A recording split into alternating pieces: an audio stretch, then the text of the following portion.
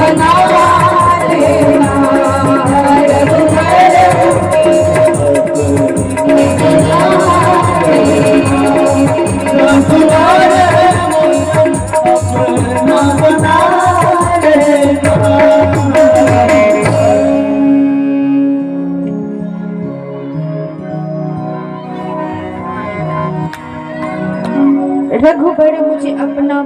लेना, शरणागत विरद बचा लेना। आपका नाम है शरणागत वत्सल। आज आप कृपा करना, अपने उस नाम की लाज रखना और हम सबको अपने शरण में बनाए रखना। बस इतने निवेदन है। भगवान पंचवटी में निवास करते हैं श्री जानकी जी और लक्ष्मण जी के साथ। आप सब आनंद से तो सुन रहे हैं ना? सब सुन रहे हैं? कोई ऊब तो नहीं रहा? मतलब कोई ये तो नहीं सोच रहा हो रही है कथा, ऐसा उबाऊ तो नहीं हो रहा है किसी को? ये देखो, अब प्रसंग ऐसा है, कथा ऐसी चल रही है तो धूम धड़ाका तो कर नहीं सकते, तो आराम आराम से सुनना है। तो आप सब आराम से तो सुन रहे हैं ना? किसी को कोई दिक्कत तो नहीं? प्रेम भाव से सुनना, दिक्कत तो हमें ही है। हाँ, आराम से आप सब सुनना, ठीक है? हमारा थोड़ा बैटरी डाउन है तो आप सब चार्ज रहो, खूब मस्ती से सुनो। देखो, आप खुशी खुशी और मुस्कुराते हुए सुनेंगे ना तो हम चार्ज होते रहेंगे। वक्ता का चार्जर उसकी जनता होती है, उसके श्रोता है। यदि आप लोग हंसता मुस्कुराता हुआ चेहरा लेकर सुनेंगे और खूब उत्साह से सुनेंगे तो आपको देखकर हम चार्ज हो जाएंगे। जैसे मोबाइल को चार्ज पे लगाते हैं ना, और चार्ज हो जाती है, बैटरी आ जाती है, तो फिर वो धड़ाधड़ काम करना शुरू कर दे। ऐसे ही हम भक्तों का भी होता है। वक्ता लोगों के लिए जो चार्जर है वो आप श्रोता होते हैं। आप जितने उत्साह से सुनेंगे, आपको देखकर हमारे में जोश आ जाता है।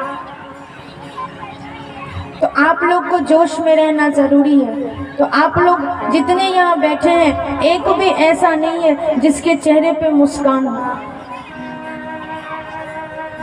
सब इस हिसाब से बैठे जैसे लग रहा है आप कथा ना सुन लो, कितनी बड़ी बोझ आपके सिर पे हम डाल रहे हैं। 100 किलो का वजन उठा के आ रहे हैं आप घर से।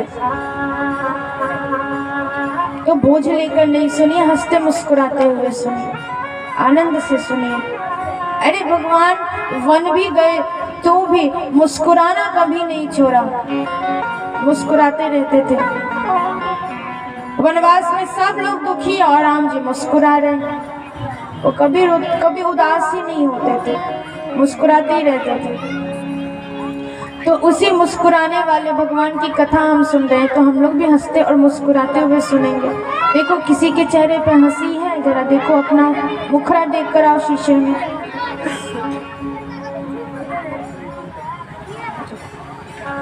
है किसी के चेहरे पे?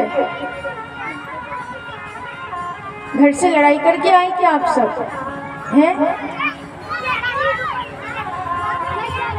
ननद भाभी का झगड़ा हो के आया है क्या? और आप सब किसी दुकानदार से लड़ाई करके आए क्या? हैं? खेत खलिहान में कहीं कहीं गेहूं बाजरे से तो लड़के नहीं आ गए। और आप सब पतिदेव से लड़ाई हुई है क्या? अरे मुस्कुराते हुए सुनो। बताओ, बैटरी हमारी डाउन है, रोनी से सुरता बना रखे हो। हंसते हुए सुनिए, मुस्कुराते हुए। बोझ नहीं होना चाहिए किसी चीज का। ऐसा लग रहा है कथा ना सुन लो, आप सब सबरे बोझ के तले दबे भये पड़े हो।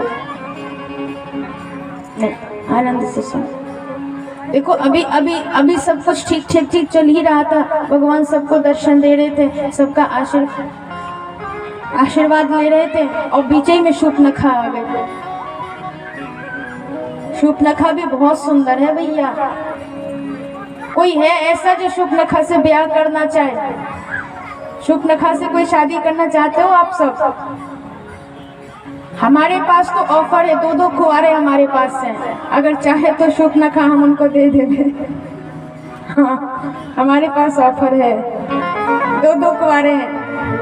पूछते हैं शूर्पणखा से, क्योंकि वो कहती है तुम सम पुरुष नमो सम नारी।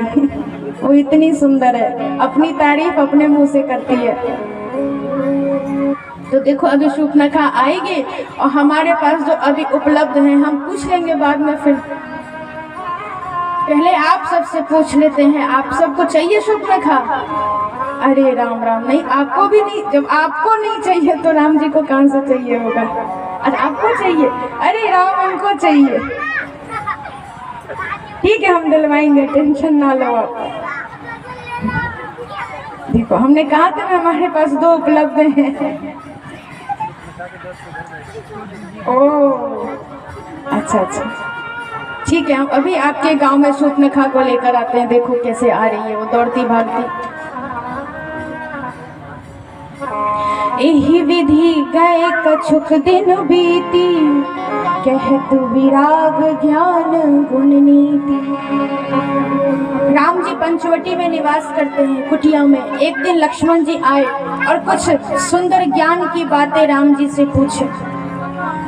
लक्ष्मण जी ने जो पूछा और राम जी ने जो उत्तर दिया उसको लक्ष्मण गीता कहते हैं। इस रामायण सुंदर ज्ञान, वैराग्य, भक्ति, इन सब के बारे में पूछते हैं और राम जी इसका उत्तर देते हैं। श्री गोस्वामी जी कहते हैं, ऐसे ही आनंद पूर्वक तीनों पर्णकुटी में निवास करते हैं। कुछ दिन बीता। एक दिन की बात है, श्री राम जी ध्यान में बैठे थे। श्री जानकी जी और लक्ष्मण जी तीनों आश्रम में निवास कर रहे थे। शूर्पणखा रावण के बहिनी, दुष्ट हृदय दारुण जस अहिनी। पंचवटी सो गई एक बारा, देखी बिकल भई जुगल कुमारा। देखी बिकल भई जुगल कुमारा।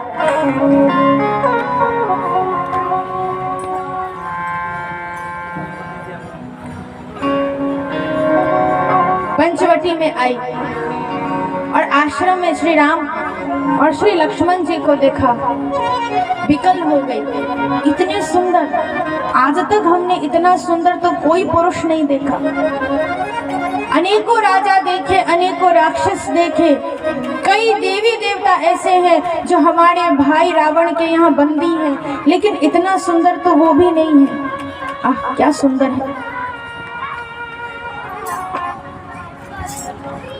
कामांध होकर शूर्पणखा राम जी के पास आई और सुंदर स्त्री का वेश बनाकर आई। एकदम सुंदर बनकर आई राम जी के पास और बोली, मैं यहीं वन में मेरे भाई रहते हैं खर और दूषण, मैं उसकी बहन हूँ, नाम है शूर्पणखा और अभी तक मैं अविवाहित हूँ। अच्छा देवी। राम जी बोले, आपका ब्याह नहीं हुआ? बोले नहीं। तो क्या चाहती हो आप, ब्याह करवाऊं?